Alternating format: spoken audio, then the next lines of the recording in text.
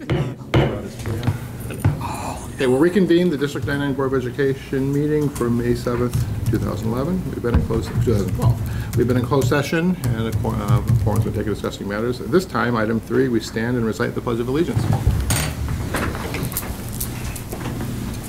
I pledge allegiance to the flag of the United States of America and to the republic for which it stands, one nation, under God, indivisible, with liberty and justice for all. Okay, at this point, we'll move on to the open session portions of this evening's workshop. And agenda item 4A are the district's textbook recommendations. Actually, if the board would indulge this request, we have 2 teachers from Transition 99 here to support the presentation. And since that would be the last item on the list, 4D, which would mean they'd probably be here past 9 o'clock. I thought perhaps we could have that presentation first, and then they can take their leave. Absolutely. So we'll move on to item 4D, which is the report on Transition 99 location. Okay, Dr. McDonald, Mark, who's going to take this one? Well, as you know, the district has lost its lease at South School in Westmont. Westmont is moving back into that building. They need the space for themselves. And they offered us some space at the high school, and that space wasn't adequate for us. So we've been out on a search for the past 2 weeks, I guess. And we've looked at approximately 30, pretty close to 30 properties, both leased properties and for sale properties, from commercial to industrial to storefronts, anything we could find. And there's a lot of properties available. We looked inside District 99 and on the fringes of District 99. We have a couple of properties that we are considering. We've got our architects and engineers out this week. We spent a couple hours this afternoon, in fact, in one property, and we've got another appointment Wednesday to consider several key components of this of what we need: square footage, location. Amy and Mike can talk about location a little bit. There's some issues with transportation. Potential cost to repair, remodel, or build out, gut it and refashion it from an office complex or an empty piece of property with classrooms and those other facilities that we need in our facility. By the end of this week, we will have a good idea of several properties that we think will work, make sure they would work with that criteria, and we'll put together some dollars and bring those back for the cost of repair and or build out. We have a timing issue, of course. How do we do all of this in the few months we have left before school classes would resume next fall? And we have the usual issues for any kind of a construction project, and on top of that we have negotiations to take care of, design to take care of. There isn't sufficient time for a design bid award process. Obviously we have to do any design and we have to go for permits, but the bidding process alone, a public bid process, takes us at least a month and a half, depending on how our board meetings fall and how the calendar works with all of that. We would end up without sufficient time to do the construction. So in a case like this, and we have done this a couple of times in my history here at District 99, an emergency award of contracts requiring a super majority vote by the Board of Education. So rather than public bid and spend that month and a half or more on the public bid, we would probably divide the work up into prime contracts, so electrical, mechanical, structural, walls, floors, ceilings, things like that, and gather a minimum of 3 quotes. We can use contractors that we're familiar with and know us and we know their quality of work. We can negotiate those numbers, unlike a bid process, and then come back to the Board of Education with several numbers for each of those trades with a recommendation for award of contract. That would make us the general contractors, which reduces the cost a bit But more to the point, we have control over the program, the timing, and we feel much more comfortable with getting this project done in that amount of time, in the amount of time we have if we do it that way. We sort of have a Plan B. We always would like to have a Plan B. We thought we had a Plan B with moving into a facility for a very short term, but we found out that's not feasible. No one really has that kind of space, and the build-out that it would take puts us in the same predicament as doing it on our own right now. There's just no school facilities available.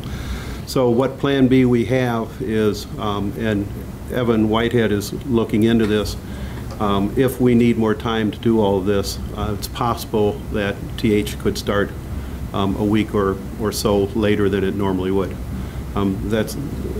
There's more investigation to do with that, but that's right now the Plan B we have. We have met with architects and engineers and our construction manager on a number of occasions, and we feel if everything falls into place, we ought to be able to pull this off, but it's going to be really tough. The good side is, of course, the construction industry economy is to our liking right now.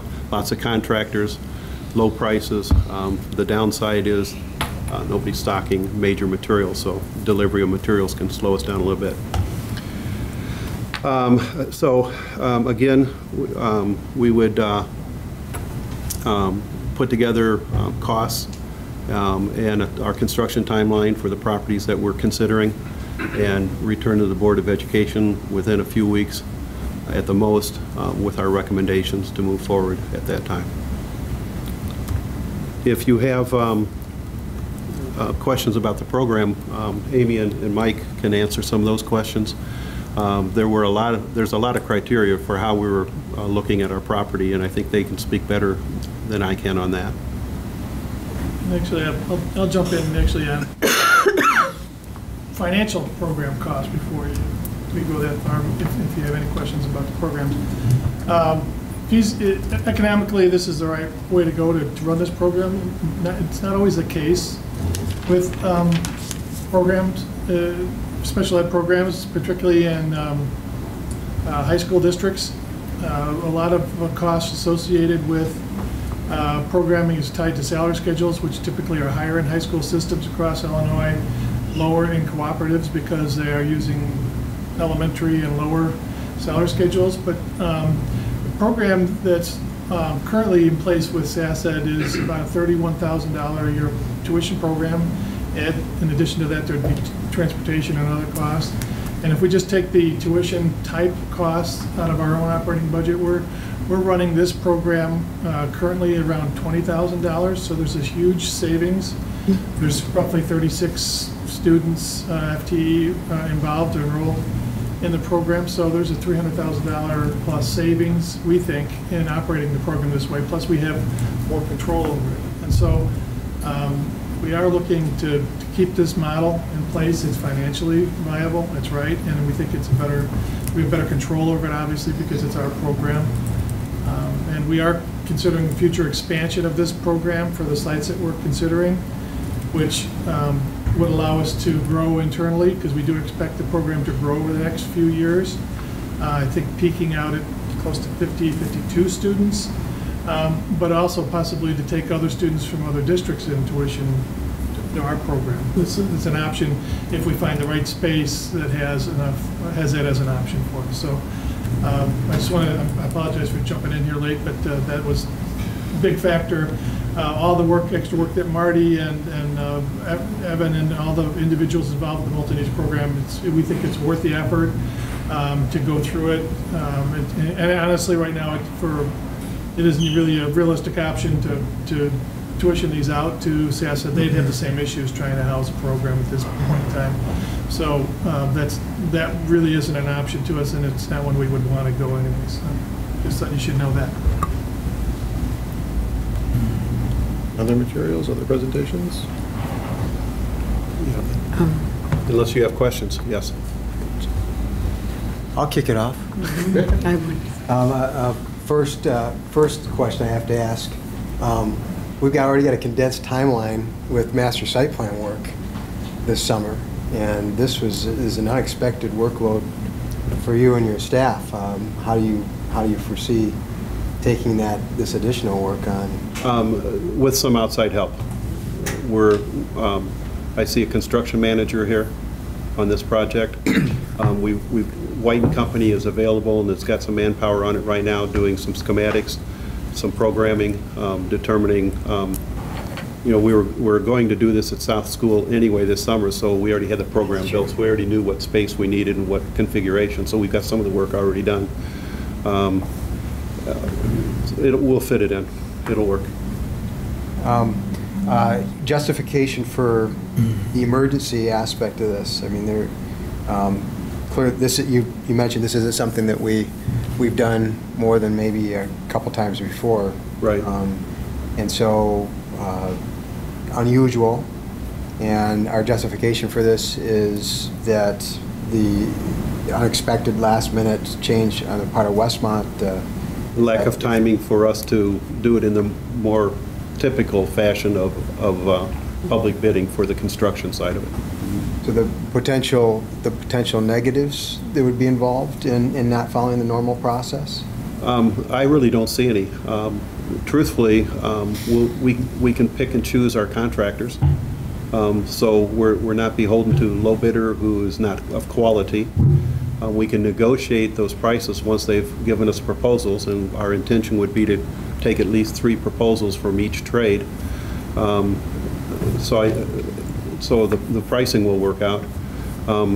We do an engineering estimate. We're very accurate with that, so we'll know if the numbers are off anyway, and they're going to be off, but they're going to be lower than what our expectations most everything's are. been coming in under budget so far. Right.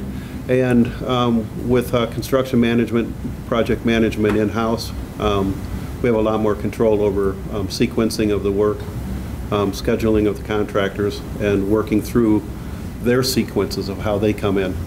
If there's a general contractor, he's not looking for efficiency, he's looking to save dollars in how he runs things, and things can run a little slow. We can stack up contractors, we can get them working at the same time in various areas with a lot of work overseeing the work. We can do a better job than a general contractor can do. So I think our best shot at price and getting it done on time is actually this way. It's not preferred, I mean, with the public bidding process, but I think it'll be a better way to go all around. Do you recall what the other instances where we exercised this option were in the past? Years ago, I had a catastrophic roof failure at North High School.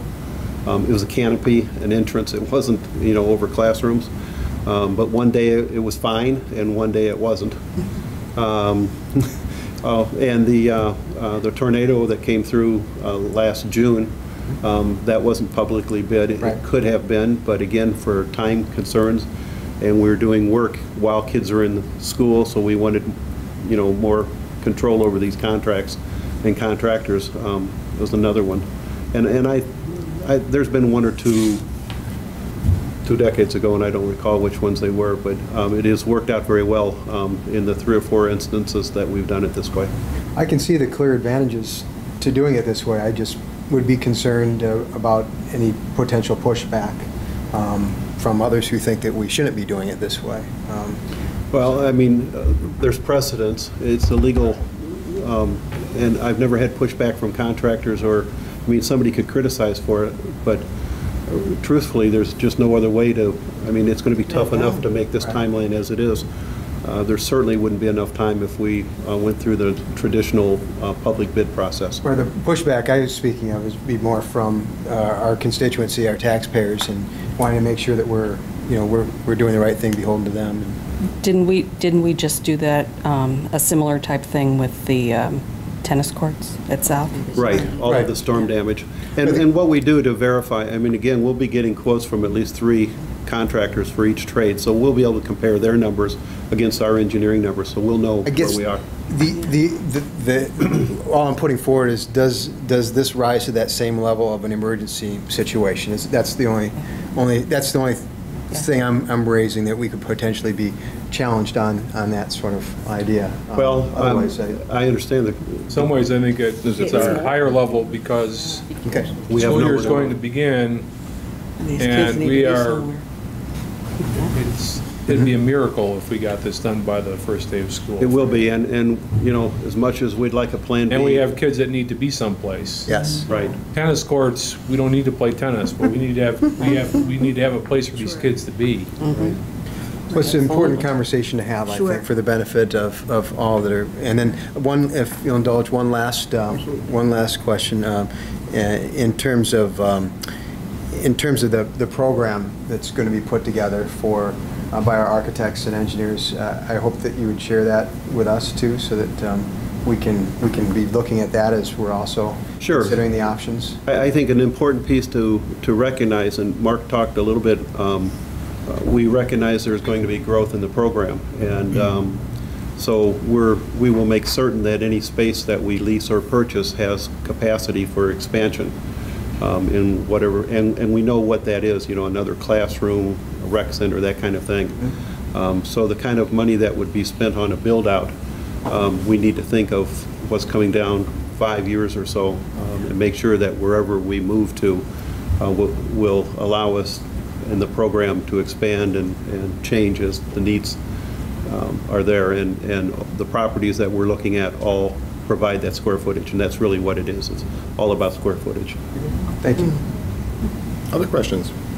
No, just a comment. I thought that, I thought Mike brought up some good points, and I think that as far as the public looking at going this route, I think they would probably be most concerned about, I think it's best that we make sure that they know that we're getting 3 bids, you know, from different companies that we're able to negotiate. Because I think sometimes when people look at it this way, they're thinking that we're not going out to bid and that we're paying too much Right. for whatever services. So I think, and you answered that to us, but I think that's just important that it gets out there, because, you know, when you're not doing it in a public bid, sometimes people, they read into that a little bit differently.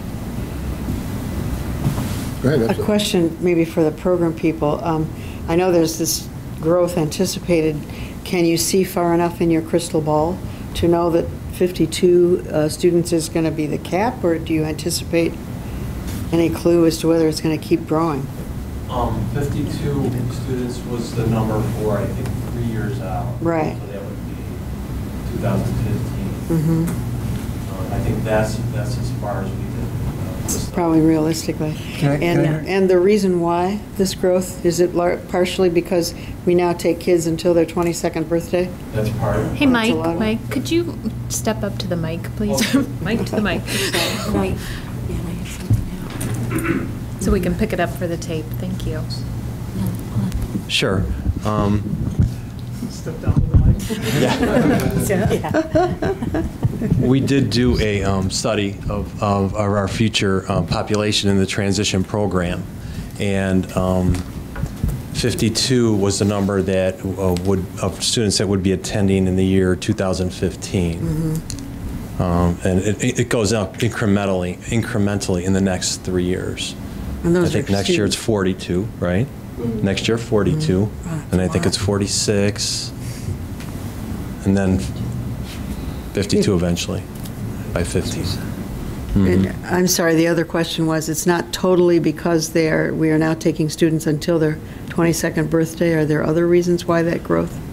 That's one of The biggest. that's one of the reasons. Just that there are more students being identified on the autism spectrum. That's another okay. reason. Any others? I think we've also gotten a few more students from outside, that have been in outside placements that come back into our program, not necessarily staying in transition programs in alternative settings. We've had several students each year in that way, and some of those aren't accounted for in that 52. I think from our projections of the last 5 years, every year we've had at least 2 or 3 transfer in as well. So I think those are conservative numbers too. Do we ever take kids that are outside of our district? I mean, do we do that too, or no? Is it Not just yet. our district? They're just, so sometimes they leave the program, but then they come back. All of the students we currently have are either, they're homeschoolies or downers, South or North, or graduated, finished their 4 years. We've had a few students come from Glen Oaks. We've had a few students come from Camelot. We had one who was in residential placement and their family moved into our district. We've had a couple that families have moved into our district and their students are in their 20s, so then they'll come to our program to finish out. But no one from not outside of our. The facilities that we're looking at, if we would decide to open it up to other neighboring districts who would like to send their transition students to us, is that going to be a big enough facility so that if we wanted to do that, we could expand to 75, let's say? I think that's what I was. Interestingly enough, You're absolutely right, yeah. the square footage that we need and we have now, we can't find in rentals and leases. They're either smaller than what we need or much larger. So we have to go much larger. So we'll end up with more square footage than we need right away. What we do with that extra square footage is to be discussed. I guess maybe what I'm asking is would that be able to grow maybe 20 more students, that size that you're looking at? Yes. At least? Yes. Okay. So, I mean, I'm just thinking about our future. Yes. That we That's could, what we were talking about, too. Okay, other questions? And then we're going to have a closed session presentation about specific properties later, is my understanding. Right. Thank you. Thank you. Thank you very much. Thank you. Thank you.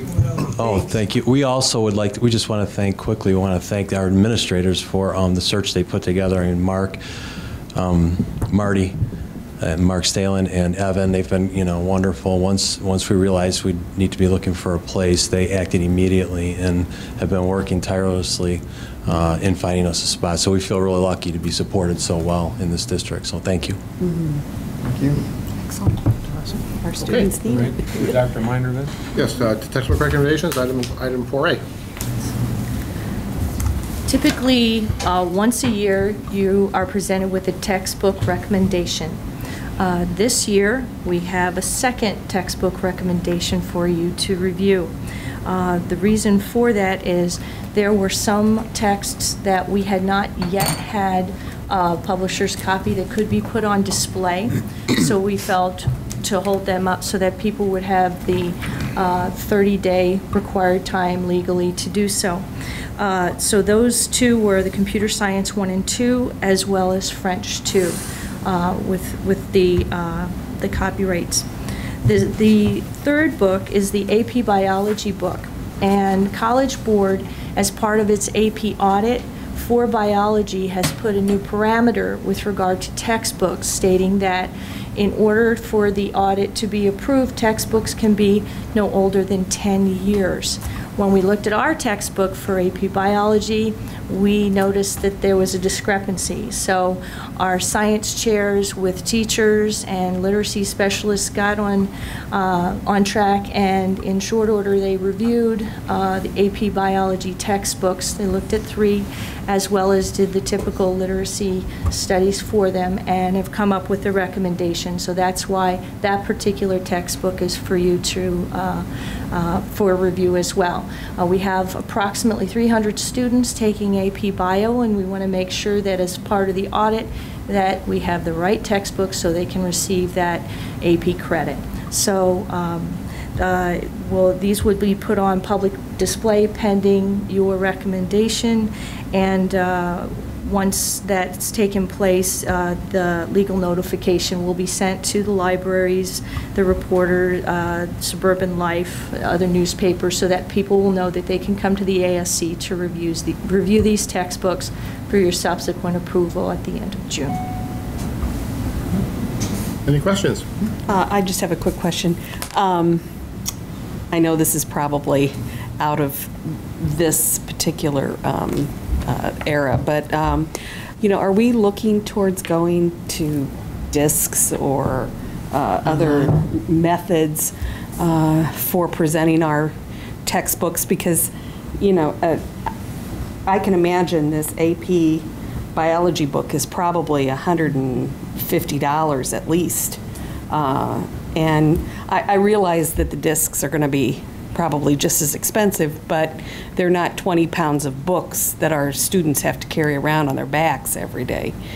So I'm just wondering, are we trying to head in that direction a little bit, because I really think it's where we need to be going. But- With the computer science 1 and 2 submission, the upgrade on that was the software as part of it.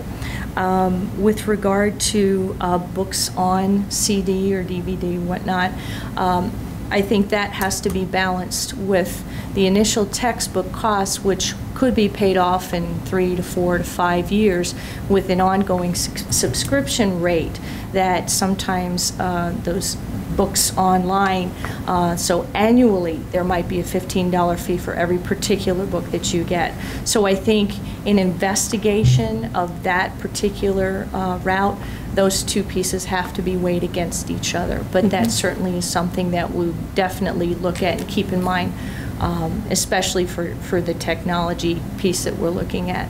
Also, many of the textbooks do have supplemental online resources to which students can access, so that's another piece that is reviewed when we do select textbooks in particular. Okay, thank you. Ultimately, as well, in order to go fully in the direction of textbook is we're really buying the software, no longer buying the hardcover book and the pages. We have to have a delivery system for the students. So at one level, that's either we buy them an individual device, or they bring their phones, and we find a way to. There are docking stations for phones now. The phones are capable of. Many of the phones are capable of or they have enough of a computer in the phone that can do the work, but we have to provide a separate piece of equipment, and that's then no matter what way we go, there's going to be a upfront cost that's pretty substantial. Yeah, I know it's a complicated issue. I'm just trying to maybe massage our minds into something, more tech savvy. Because let's face it, all these kids know more about this stuff than we do. So, and most of them have access to some sort of a computer these days. So, I may not be remembering this. It's my understanding that investigating this is part of the strategic plan. That's correct. So that there's no definite timetable, but the fact that it will be considered is definitely on the radar. right. Okay. So I'm just reminding. Mr. Mattoon? Yeah. Dr. Meyer, could you be a little more clear when you mentioned that there were specific parameters for AP and judging the outdatedness or currentness of the textbook?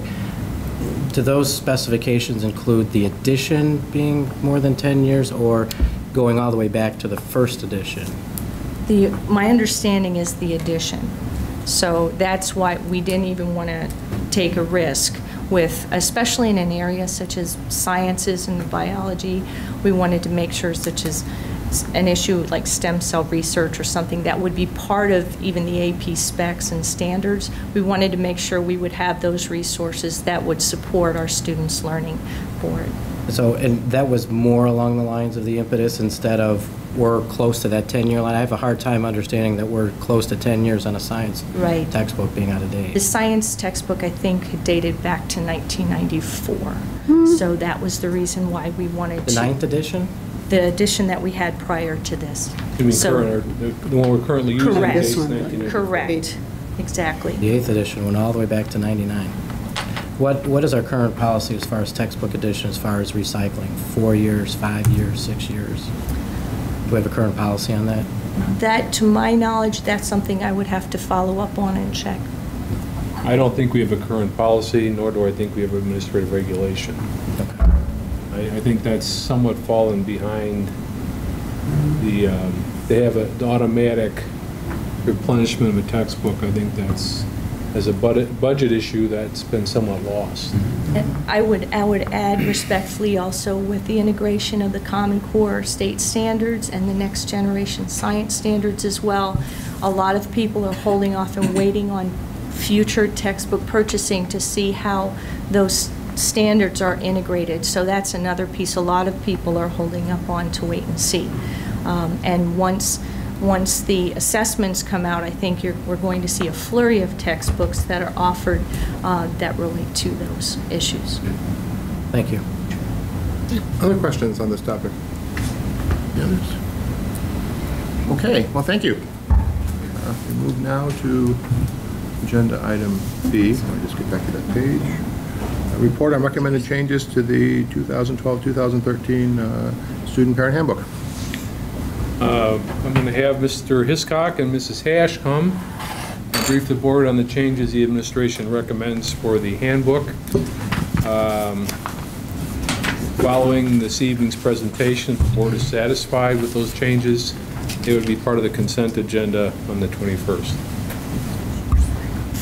All right. Well, this year we have fairly minor changes to the handbook. Actually, only two things that you'll see there that are completely new, but we're just going to kind of alternate here and go through the different pieces. So the first item on there deals with absences. And really, this was brought about because the old language in the handbook specifically said that at the 3rd, the 6th, the 9th unexcused absence, that parents would receive a letter in the mail, which they used to. But last year, we were able, with our eSchool program, to convert that, or this year actually at the beginning of the year, to convert that into electronic notification. We activated that for all families and then gave them an option to opt out should they not want that notification.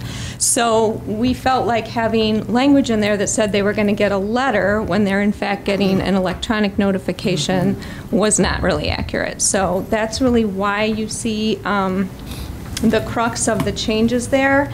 On the 3rd unexcused absence, the teacher has always called home. That language is the same. On the 6th, the same thing. The dean has called. On the 9th, the counselor has contacted the family. None of that is different. It's simply the way, and they get consequences, it's simply the way in which we notify the families about those changes.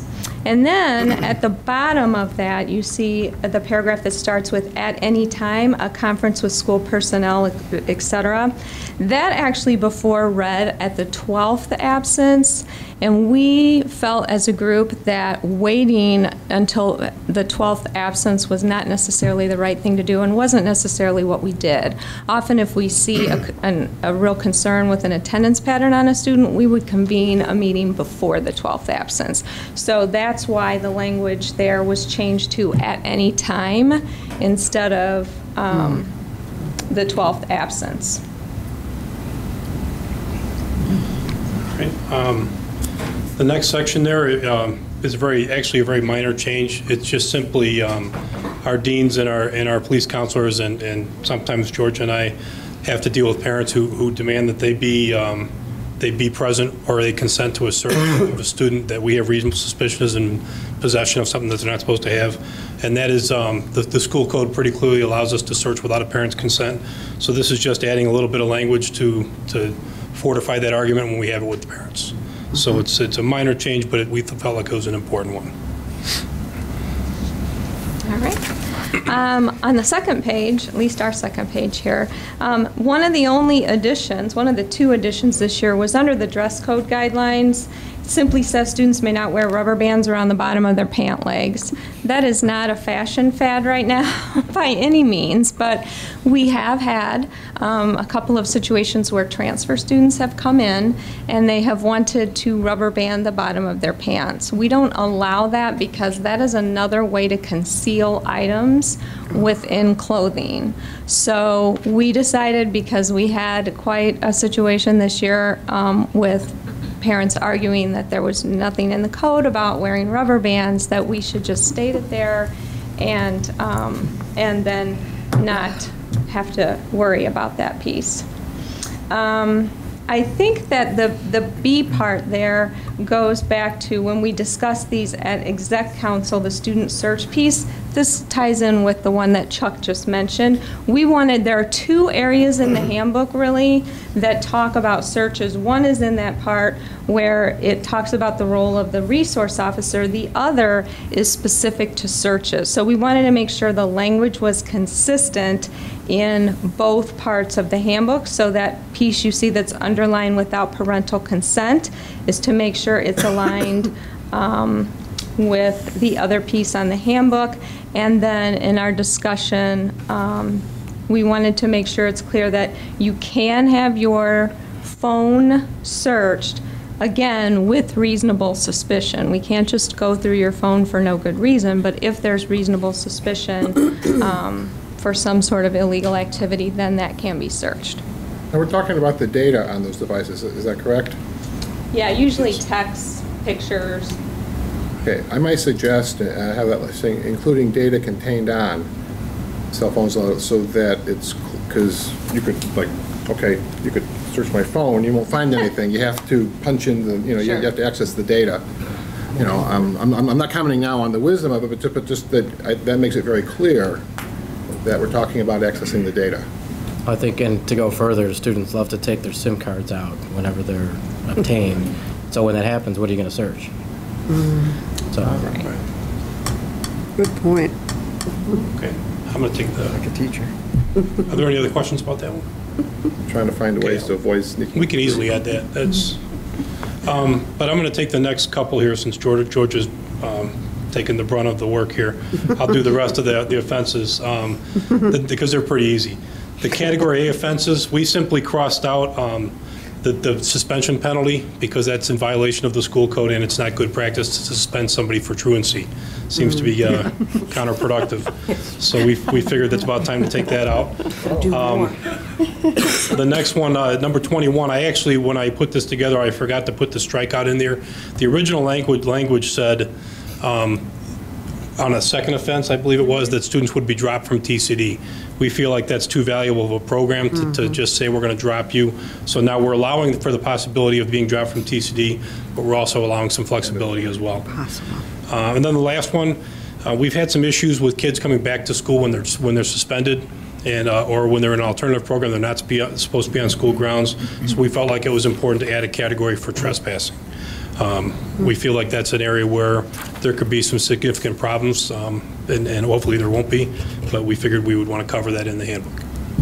So, any questions on any of those? And any of the policies, handbook changes. Any questions from anybody? Yes, Dawn? I don't really have a question, but I guess I do have a question and a comment. How big is our handbook now? How many pages? It's about 180 pages, I believe. I'm guessing, but I'm pretty sure that's what it is. Okay. I have it in my hand here, but the discipline policy isn't the whole, this has a calendar and everything in it, but I want to say, without the calendar, the one at North is 76.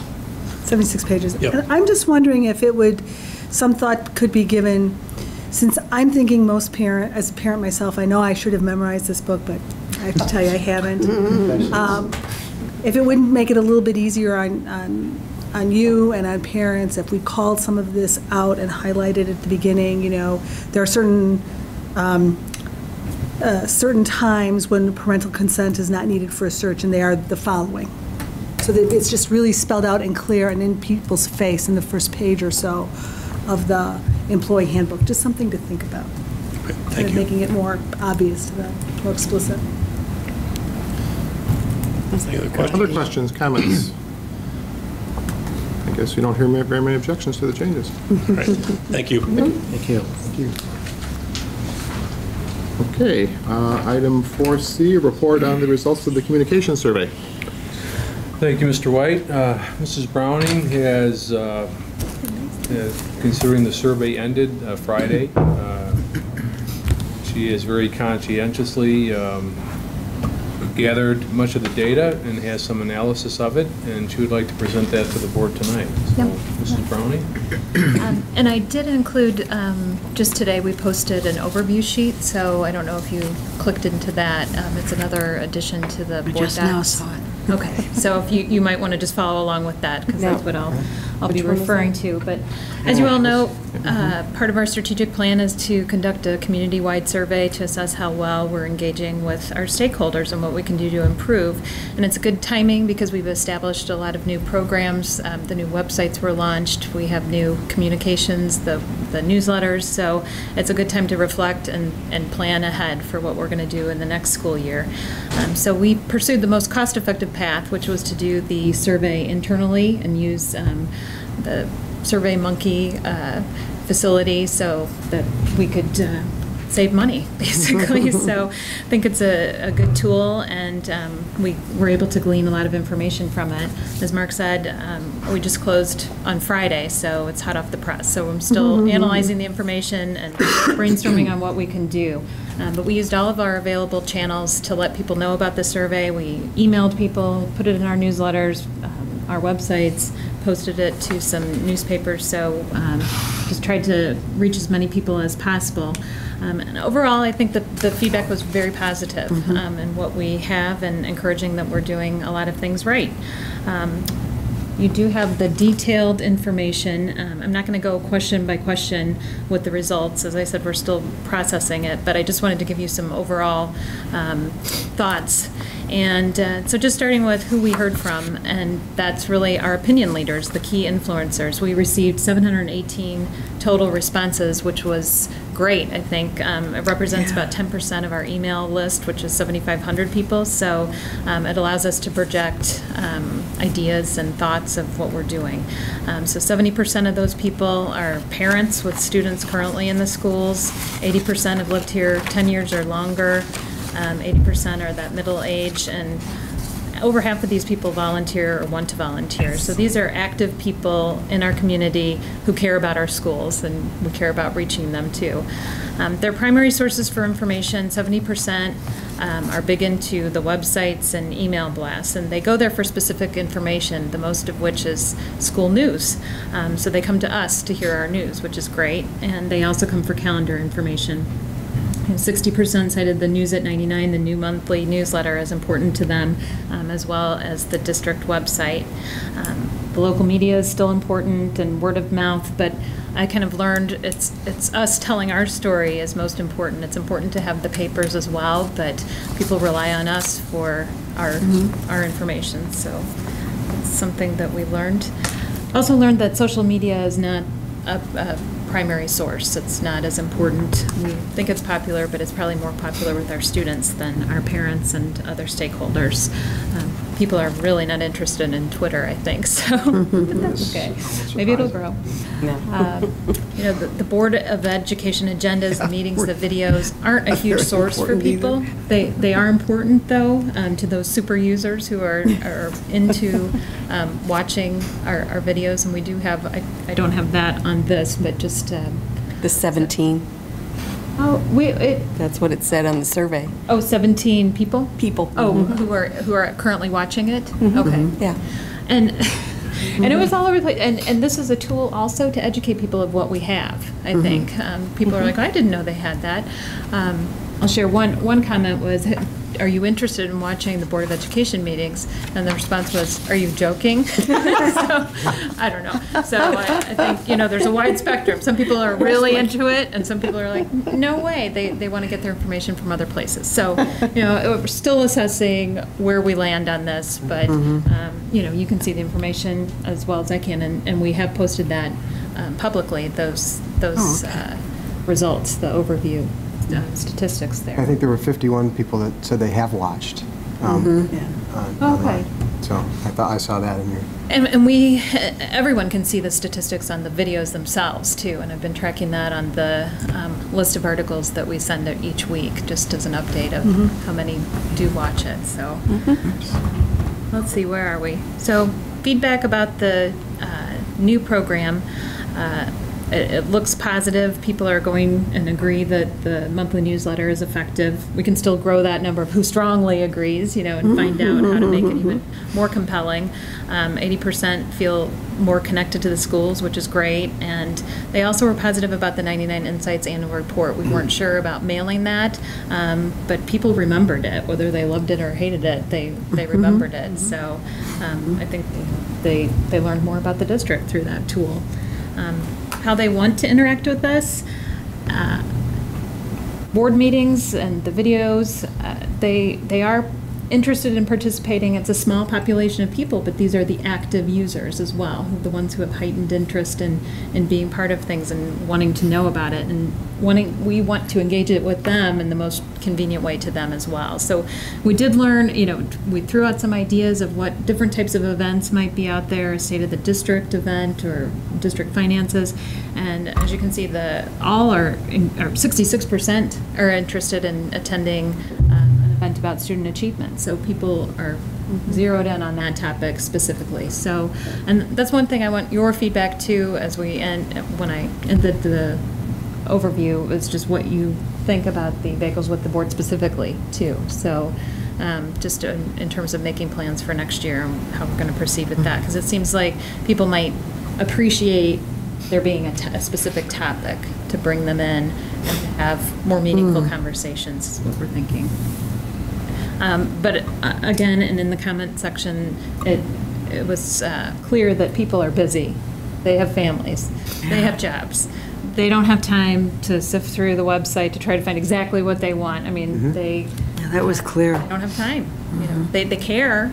It's not that they don't care, but right. they just are in limited time. So just going to the themes, and you read the comments as well. I did not put those on the public portion of the website, and it's one of our recommendations is to maybe make that available to people so that they can see that we want to share all this information, that building trust. We understand that there are some opportunities to improve.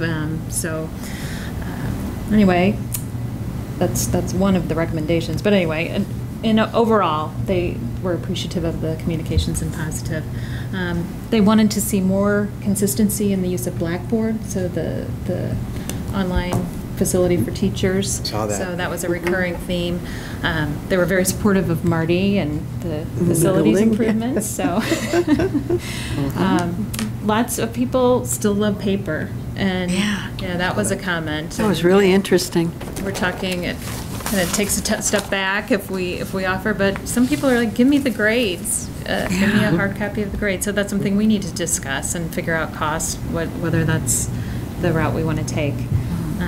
The negative comments, I thought, were more issue-driven and specific. From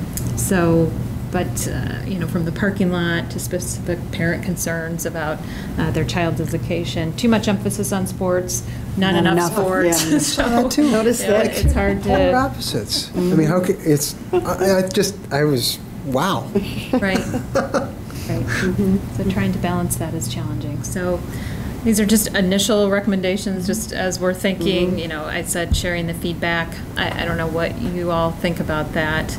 I'd love to focus on events and outreach that's meaningful to people, that they really want to come to and feel like they learn and are welcomed and help their student, help our community. So I think people would like that.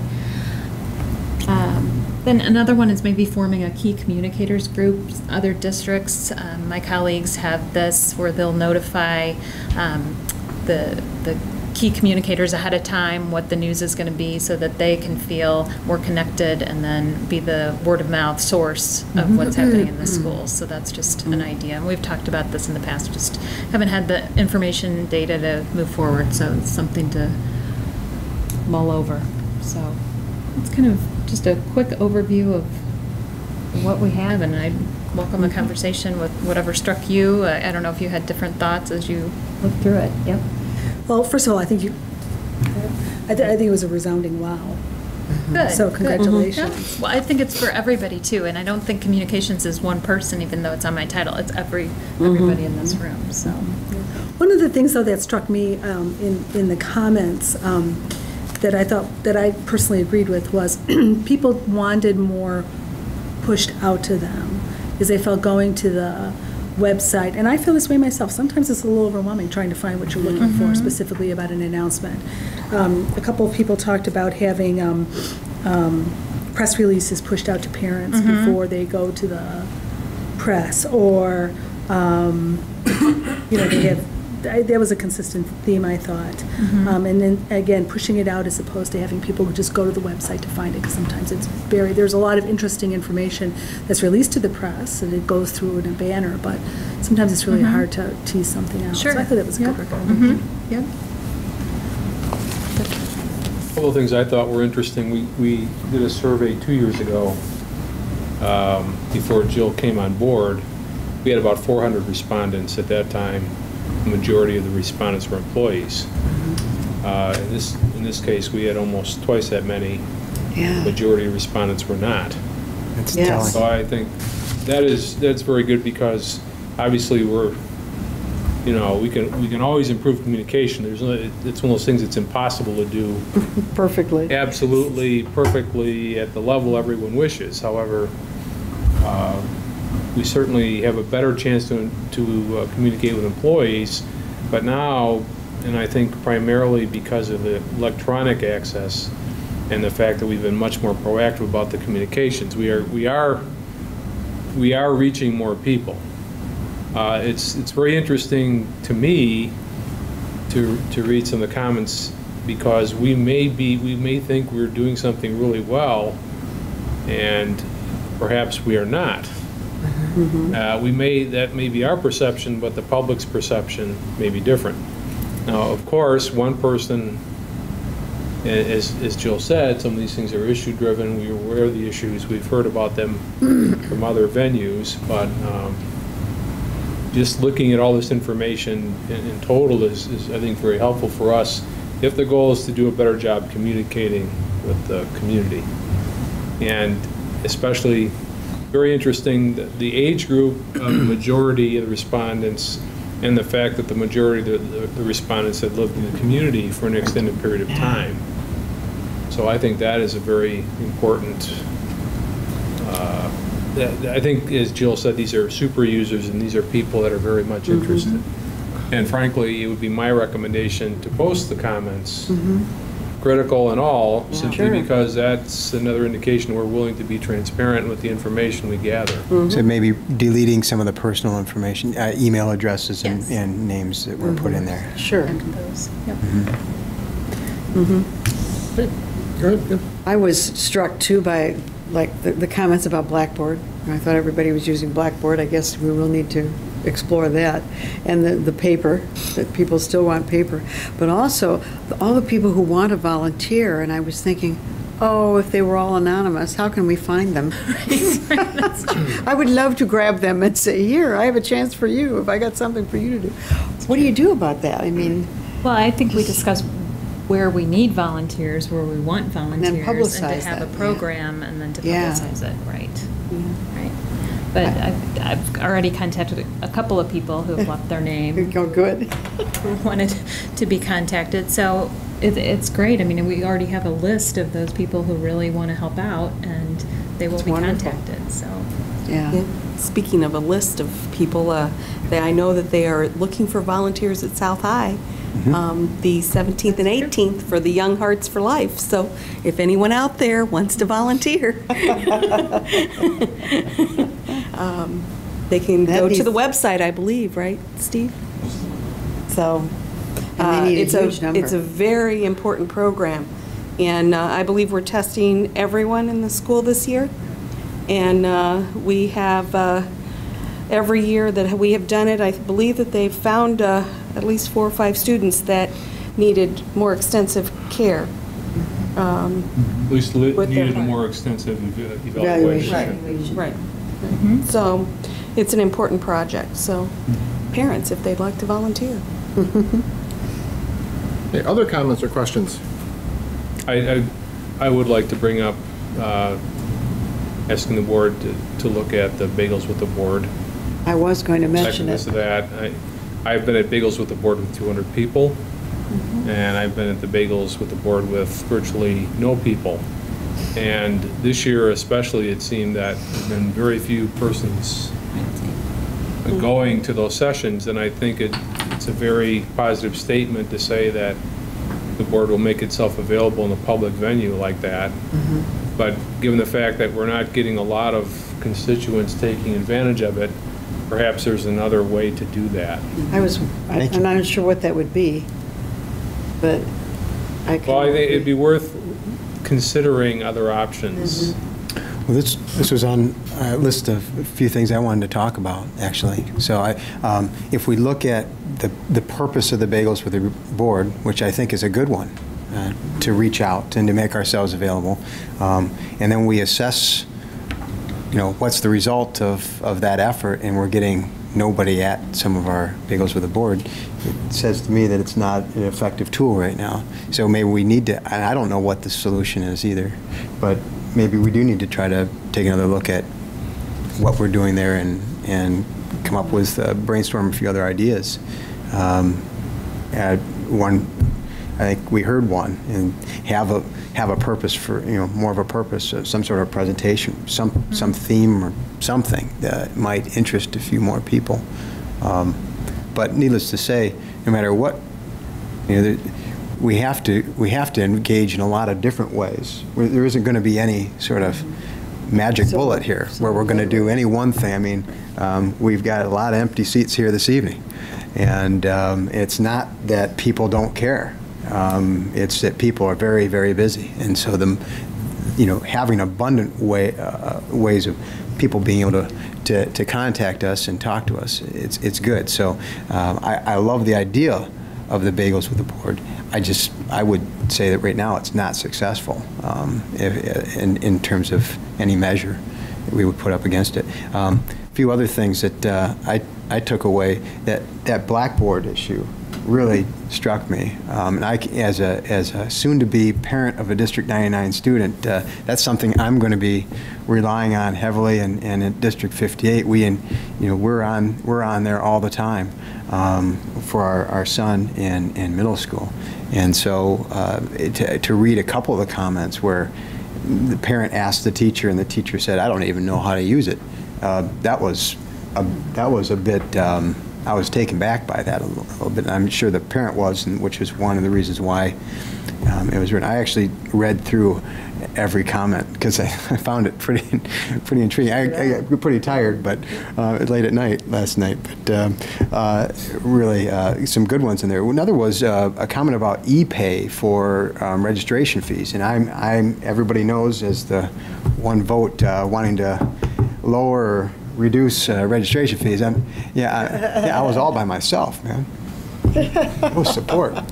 Anyhow, you can argue with him on that. Making it easier for people to pay, I think would be a good thing, and so I can certainly see the benefit of that. I thought that was an idea maybe worth thinking about some. I'm not sure how that works and all that goes into it. But making it more convenient for people to pay those fees would be a good thing. And maybe lastly, that somebody brought up the idea of a play night, which I thought was kind of a nice idea. Opening up the facilities. Who went to sock hops and right. Basketball and volleyball. Everything is old. Everything old is new again. We're talking about having a facilities manager in the future, and we talked. As our pools are renovated here, and as our athletic facilities are much more attractive now, and we saw some comments about wanting to get on the tracks too. Being able to manage all that, maybe once we have that facilities manager, there might be some possibilities to do some of these creative ideas, and it's a way. I mean, that's a way of engaging our community, isn't it? Because the schools are really something that bind us all together, and it's certainly one of the reasons why I'm here. So, thank you for actually hard work. People currently use the tracks. I know there were some that had the perception that they can't get on. We need to make that more maybe known. Well, they can't. Well, we're having a track meet. and you can't while school. I mean, if there's classes out there, but otherwise you can. Anybody else? All very interesting things. Good information. Yes. Thank you, Jill. It was done. very good. Thank you. Good work. Okay. The next item is reception of visitors. Mr. Bill, do you want to speak to us? There's nobody? Next time. I'll hold you to that. There is nobody here to speak to us that handles the reception of visitors. We have 2 items to return to in closed session. One is a continuation of 5 ILCS 120/2C1, appointment, employment, compensation, et cetera, of employees, and also 5 ILCS 120/2C5, the purchase or lease of real property, to follow up on the other issue. Do I hear a motion to go into closed session based on those 2 reasons? So moved. Member Pavasich moves. Second. Member Beckman seconds. Call the vote, please. Terry Pavasich. Aye. Julia Beckman. Aye. Deb Boyle. Aye. Mike Davenport. Aye. Nancy Kupka. Aye. Keith Mattoon. Aye. Bill White. Aye, that motion carries. We can